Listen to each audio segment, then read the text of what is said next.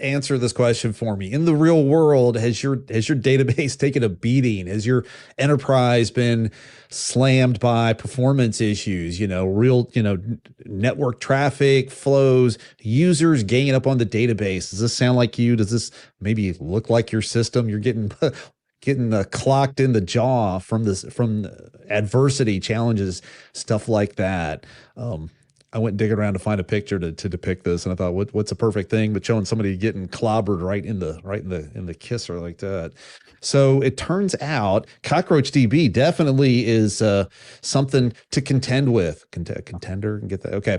So I went out reaching for somebody who could maybe share with us what the story is on CockroachDB, and who better to bring that to us than Mr. Rob Reid, our technical evangelist at Cockroach Labs. Good to see you, Rob. And you, Greg, thank you for having me back. I thought you'd have learnt your lesson the first time, and I wouldn't have been invited back, but here we are. That's right. If you check the playlist on the channel, Rob's been here before and he brings some sizzling content last time. But there is a new study afoot, new endeavor. I've seen other systems try to let's bear down, let's throw everything and the kitchen sink at the system and see what happens. And you've got something new for us that's been brewing in Cockroach Labs land. We have indeed. It's called Performance Under Adversity, and it is very exciting. But then I would say that because I'm biased. It's part of Cockroach Labs. So everything that we do, I think, is awesome. So yeah, nothing wrong with a little hopeful, nothing wrong with a little good bias. Sorry, go ahead. Yeah, so this project came about because of a number of things that are happening in the world. We've got the DORA, the Digital Operational Resilience Act in Europe, in force. So if you are operating a business in Europe and have European customers, you are going to be held accountable for DORA or to DORA. And it comes with fines in the same way that GDPR, CCPA, all of the other regulations come with fines. So does DORA. I think it's something like 4.5 or 5% of your total annual revenue, or an arbitrary figure. I can't remember what the number is, whichever's bigger. And that's if you breach DORA, which I'm sure people will, while they're still getting to grips with how to manage it. So we spoke with 1,000 industry professionals towards the tail end of last year. It's called our State of Resilience Report. And we interviewed 1,000 people, all VP or up in terms of their seniority level. And we found that all 1,000 people we spoke to had encountered, on average, 86 outages per year. And the total number of, I think it was something crazy, like 324 minutes worth of downtime on average per week, or 280 hours of downtime per year, which is well outside of what's deemed appropriate or even acceptable by DORA. So a lot of businesses have a lot of work to do and quite a long journey ahead of them if they are to shore up their businesses. And the reason this benchmark came about, and it's a database benchmark, is because what we are doing in the industry with traditional databases, with disaster recovery and business continuity planning, simply isn't doing enough to safeguard our workloads. And we wouldn't have DORA if what we were doing was enough. So I think there's going to be a big shift towards more inherently resilient systems over the coming months and years. There has to be. So I can actually share a link with you to that report. Let me just, I've got it over here on my screen. I'll put it into our chat, and then you can work your magic to share it. Okay. But it does make for some interesting and slightly scary reading. I think it was 79% of people in the report are worried about DORA because they know there are limitations, there are gaps in their resilience. And I think it was something. Did you just say 79%? At least it was something crazy. And a big percentage of people are also losing sleep worrying about it. There are, I think, 49% of people have serious concerns over their ability to ever comply with DORA. So Wow. it's a big issue. DORA will affect primarily finance sector or any tier 0 workloads that simply can't fail, because if they do, countries run into problems. That is, that's a lot. I'm sitting there I'm putting stuff up here because I'm I kind of can see, I like, can't even hear you typing. You must be doing it front like a swan. You look graceful up above, but below it must be I chaos. have a very quiet keyboard too, so it's like, okay. My camera's sitting there focusing in on it as if I'm showing off product. Okay.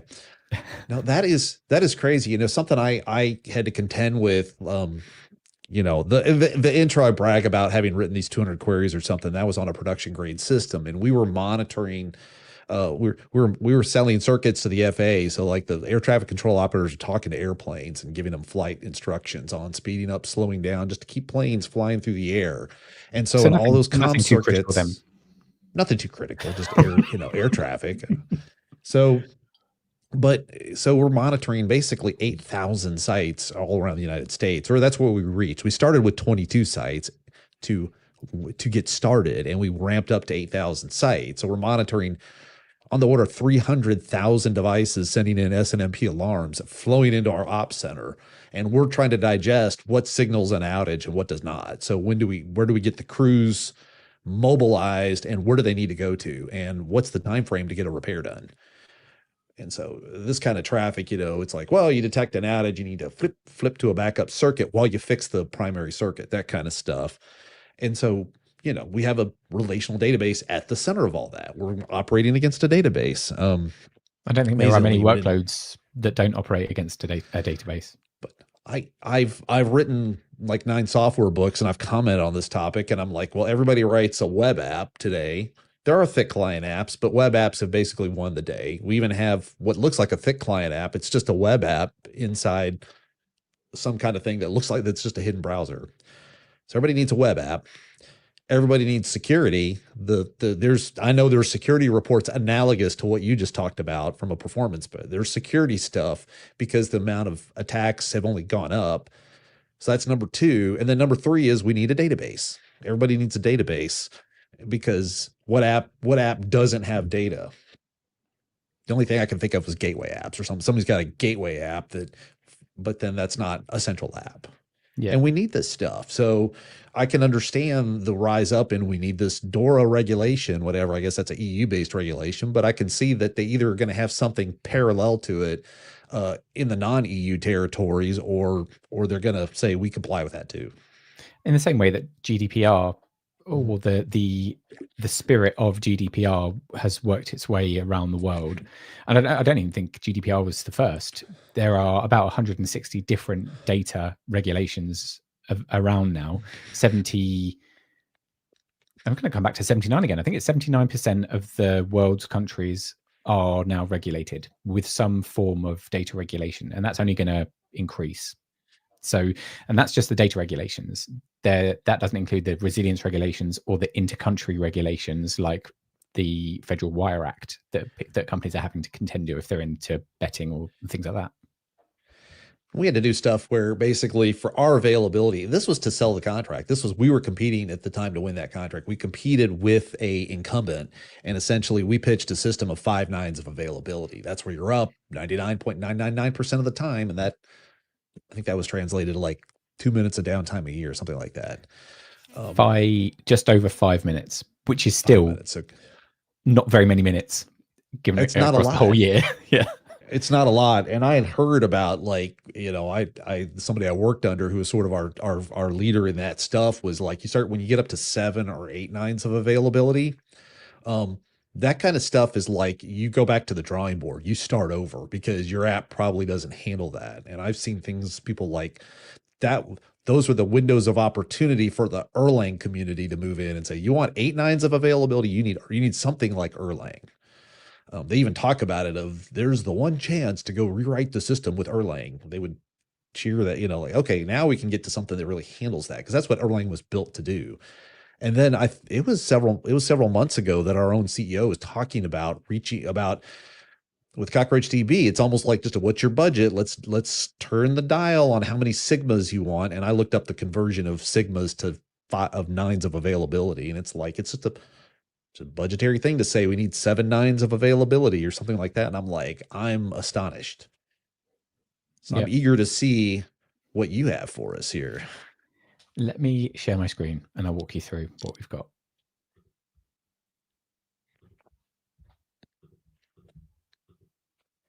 So you should be able to see it.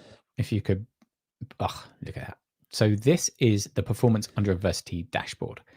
This is something we put together a couple of months ago and have been updating it ever since. But what it shows is a 9-hour-long performance benchmark that's unlike any database performance benchmark you've probably seen before.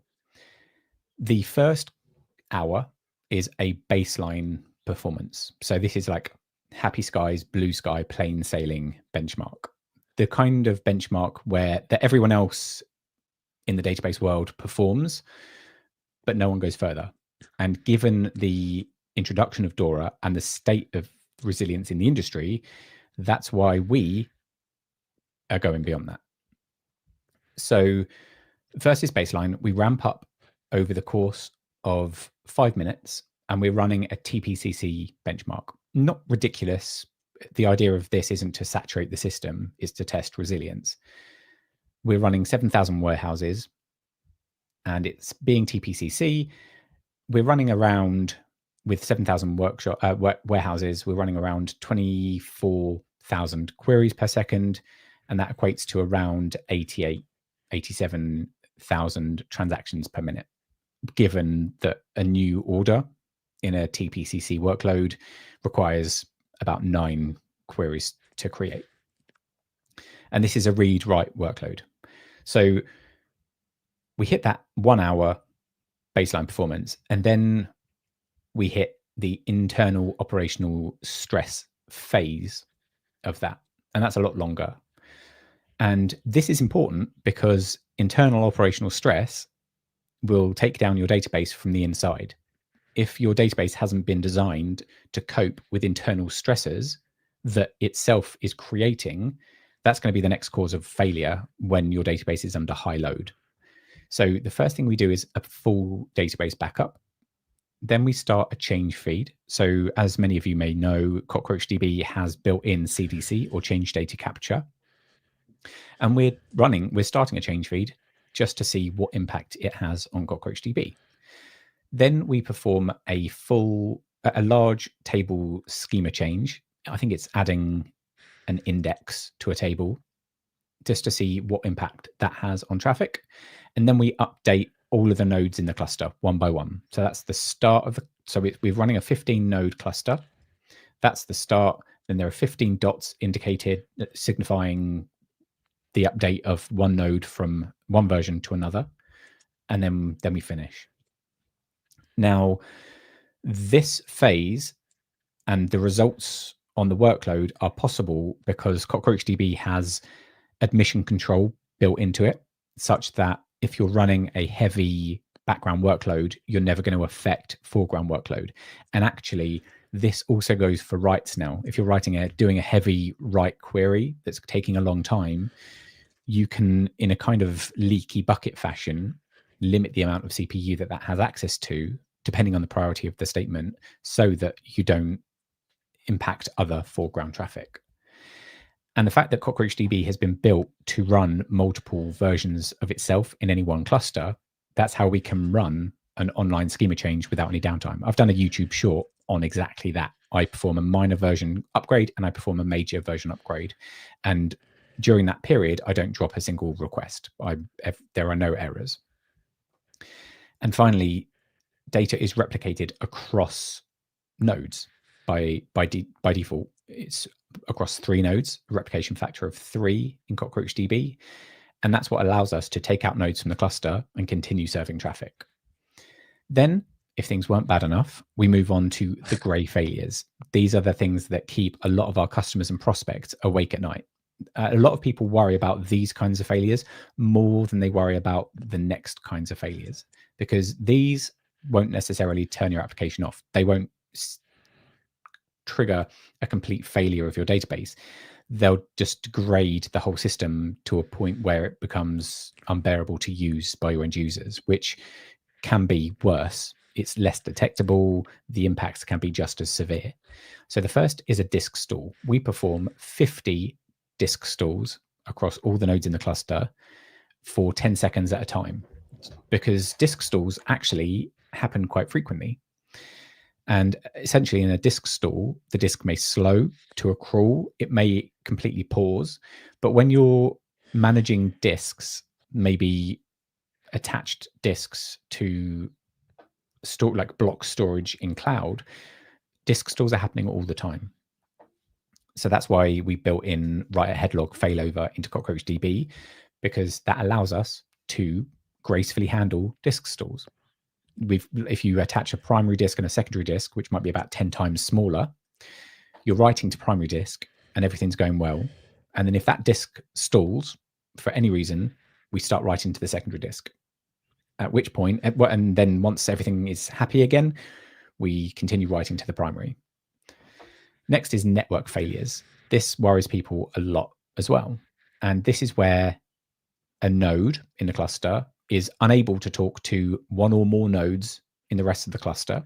I think we're partitioning one node from the entirety of the rest of the cluster, either in a bidirectional fashion, i.e. that node can't talk to any other nodes and none of the other nodes can talk to that node. So quite a clean network break. You've unplugged a cable, for example, or more insidiously, an asymmetric network partition or a unidirectional network partition. And that's where maybe all of the nodes in the cluster can talk to that node, but it can't talk back, or vice versa. So we measure the impact of that. And I'll talk about the impact of these in a minute. Then we just get onto the really obnoxious stuff. So we, without prejudice, kill 3 of the nodes in the cluster, one by one. And then actually, I should probably mention about the network failures. There is no single point of failure in a CockroachDB cluster. There's no primary node, master node, or anything like that. And we've taken that to the extreme. So there is no point of failure at any level within CockroachDB. And we've done that via a replication mechanism called leader leases. So there are a bunch of features that enable us to be resilient in any of these scenarios. So then we move on to the node restarts, covered that. Then the really nasty stuff. This is the stuff that you'll read about in the news the next day. So it happens. Maybe less frequently than a node restart. A node restart might be caused by a box catching fire or someone unplugging it, or that kind of thing. These kinds of things cause many businesses to go down. I've worked for multiple businesses that are cloud-based, and AZs are going down all the time. Especially, there's a whole adage: friends don't let friends run in US East 1. And I don't know how true it is, but it's a thing. And born out of something. I mean, yeah, and it's because whenever you're creating new infrastructure and you're based in the States, typically you'll put it in Northern Virginia, US East 1. So everyone does. So US East 1 is a very busy region, which means when it breaks, it really breaks. But GCP are just as guilty for that as well. They had an outage in Europe West 9 a while back. And because of the proximity, the close proximity of the availability zones in that region, the entire region went down. Its data center flooded and caught fire. So I don't know how it did both, but it did. So then we move on to the regional outage. So in this scenario, we take out all of the nodes in an AZ. And in this scenario, we take out all of the nodes in a region. So across all AZs. So let's get on to the results then, because this is the kind of the chat. Yeah, go ahead, Greg. So you kind of went and found, let's just make a laundry list of let's have this kind of problem, let's have that kind of problem. What's another problem you can think of? And it reminds me of Netflix's Chaos Monkey thing, yes. which was fundamentally, I mean, I remember the old resilience stuff people would do is stop letting humans walk in server rooms, take all the servers and put them in a separate room. And you can only, so nobody is walking through it and their foot accidentally yanks a power cord. Okay. So instead, people connect through terminals, link up, do your stuff. And suddenly the number of outages shrinks dramatically for some amazing reason. But then the next step is, well, let's put that to the test, because humans can sit there and issue shutdowns or shut down the wrong server by accident. And Netflix was like, let's take that and actually create a tool that just sits there and shuts down a random node, and let's do it in production.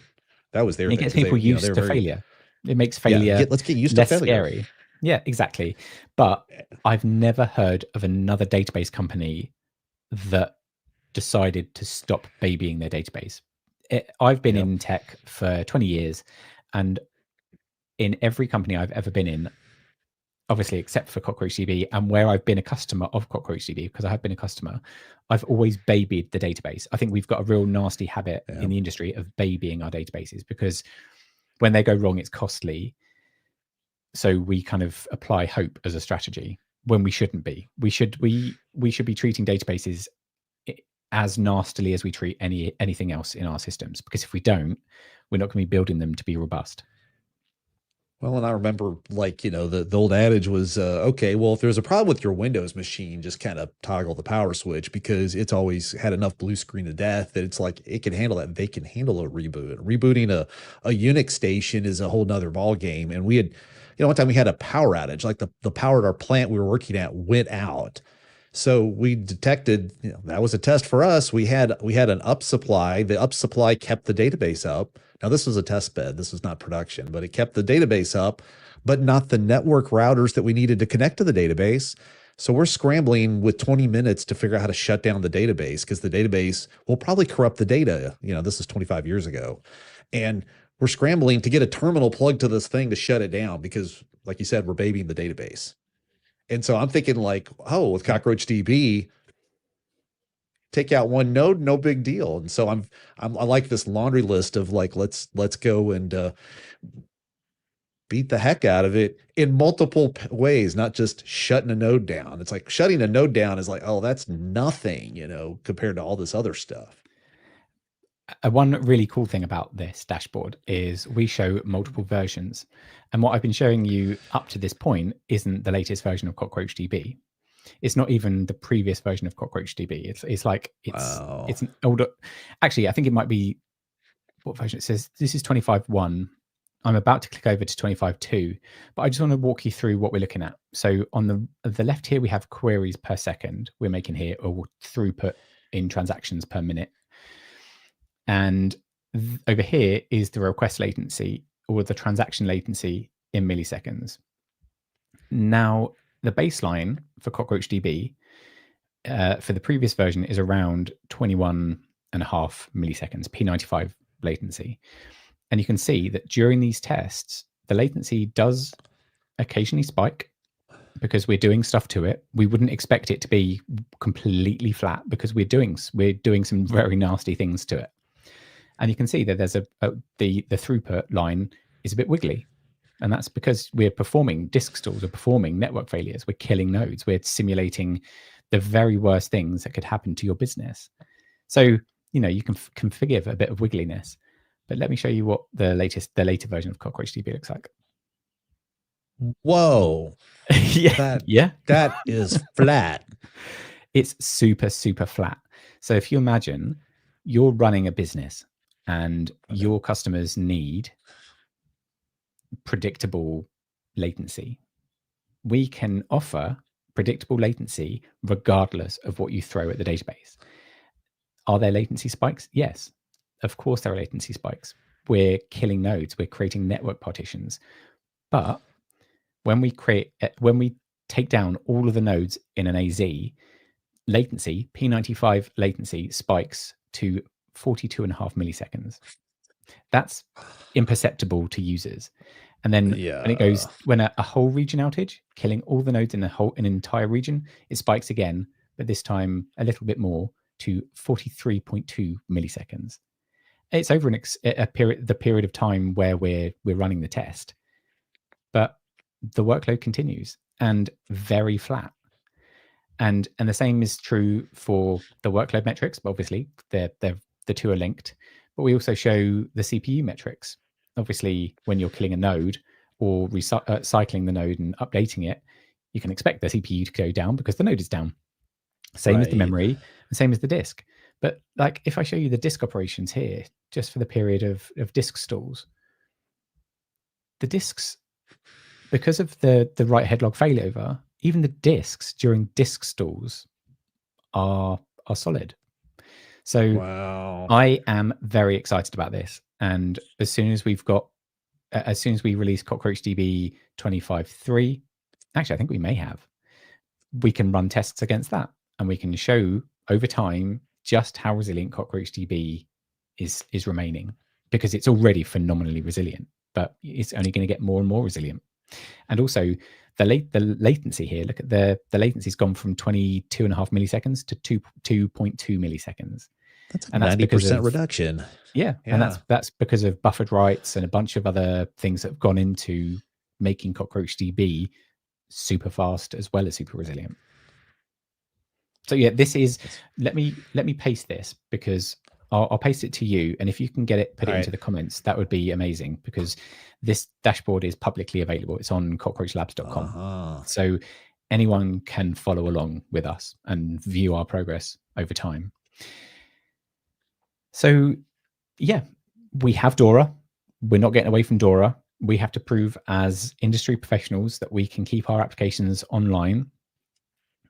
And because of that, I would encourage anyone watching this, anyone in any company, to hold your database providers to account.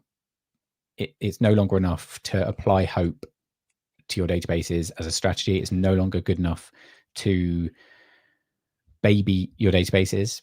You have to be able to prove that what the database you're running on is going to protect you no matter what happens. And I see this as CockroachDB bringing the receipts. Wow, that is some.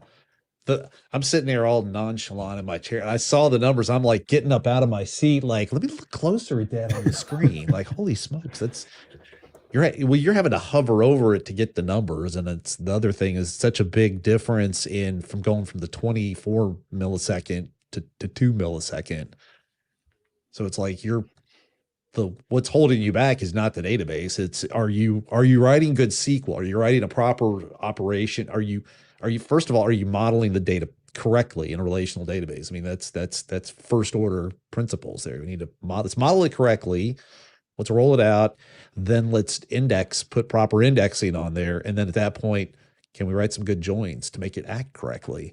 And then, so in that case, it's working with you, not against you. It is. Yeah, you're exactly right. And I think as we look to the future, people are getting very excited about AI, agentic workloads, RAG, and all those good things. But those databases will still need all of the things that we've just talked about. You're not going to build an AI application that doesn't care about consistency at scale. You're not going to build an AI application that doesn't care about the ease with which you can scale. I think that's never been more true than AI applications.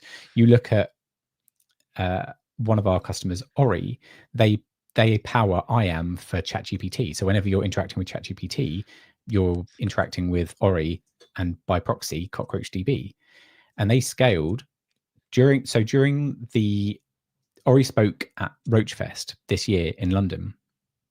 And we'll be speaking again together at the Gartner event in London on the 8th of September.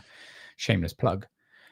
And they had to update their slides before on the day before, when we were kind of practicing, rehearsing, getting things ready.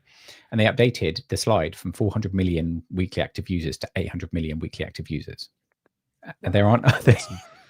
So you can, it's very tempting to say, well, I don't need all the horizontal scaling because I'm only a small business. But if you're planning ahead, I've never spoken to anyone who didn't have high aspirations for their applications. So you want to make it as easy as possible. I've horizontally sharded Postgres myself, and it was a dreadful experience. It took me over a week of head banging, and by the end of that week, I had a mostly broken installation of Postgres. You had a hope and a dream by the end of that. I had a hope and a dream, but by the end, I didn't have a prayer. Yeah. Golly, that's I've seen when, that perspective, it's like, well, let me start with Postgres. This is a well-respected relational database, and I'm going to add sharding. So I'm bolting on, and it's like, okay, maybe not. I've seen other bolted on solutions. I once worked, a long time ago with this version of trusted IRIX, and it was IRIX with a bolted on security layer that never once worked right. And I'm like, I come over to CockroachDB, and it's like the question is, where's the shard key? There is no shard key. It's like there is no spoon. It's it's doing it out of the box, and you're able to raise your thinking up a level as to, let me design this right. And it's like, to monotonic sequence counter or not, instead let's learn the fundamentals here and say, maybe we need to shift to UIDs for our primary keys. That kind of thinking that we can do. How can we best amortize the cost of that? I could cache up 100 keys at a time on the given node, and spread the cost to make it a virtually zero, that kind of stuff. And then I'm not fighting sharding, that kind of thing. It's something you shouldn't have to worry about. Like, if you're the less you're having to worry about at the low level in the database, the more time you have to deliver features, deliver value. Like, I think that's a value that should come from your database. Back when I was on the Spring team, and we worked with putting Spring apps in the cloud, and one of the things is that was what, the year of the cloud rising rapidly to serve people's needs. And one of our he was either director or VP. One of his stage pronouncements is no CEO gets up there and says, "Good job standing up loading up rack servers this year." Nobody gives you credit for that. There's no credit for standing up infrastructure. The credit is, how many features did you roll out? How much business functionality did you put in your customers' hands?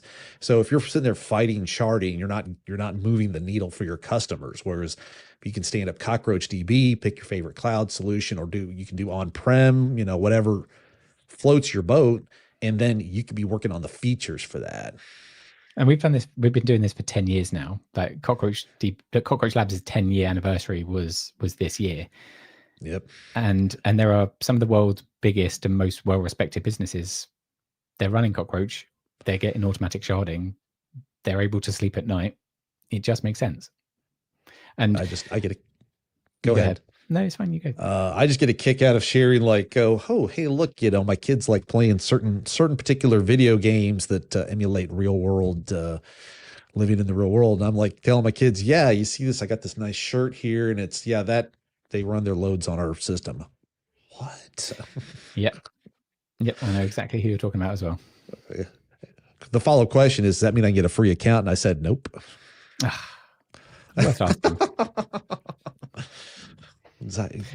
You get free bucks on that? I said, nope, sorry, but that was my moment to impress. But anyway.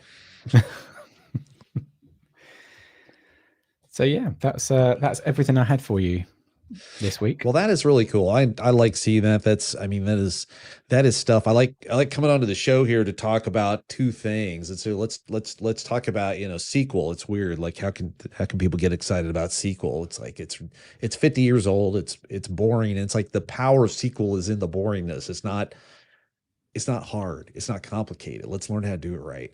And the fact is people love SQL because developers can write SQL, business analysts can write SQL, program managers can write it. And I mean, like, even judges overseeing cases, whatever, have gone and put their fingers into it.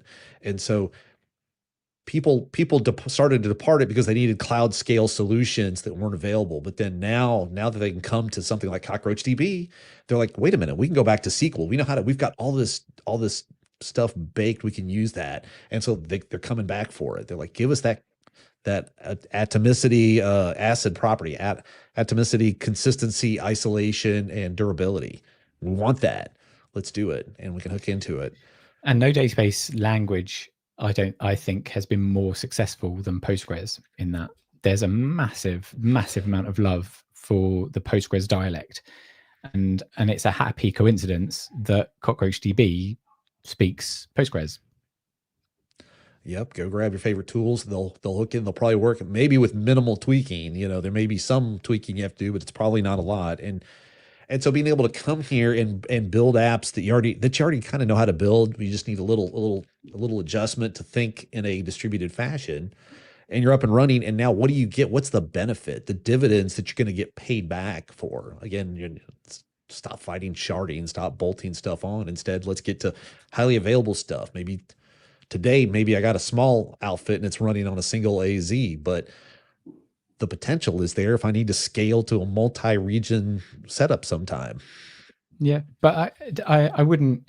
If there was before I was a customer of Cockroach, I was running across 2 different databases that both needed migrating. I won't give the names because I'm not going to trash talk, but you don't have to be on Postgres in order to get the benefits of CockroachDB. With our migration suite, it's called Molt. Everything is at Cockroach is kind of cockroachy themed. You can migrate from MySQL, you can migrate from Postgres, you can migrate from Oracle. You can target your data in that environment, whatever the database is, and it will create it will chunk that data across and put it into a CockroachDB database for you.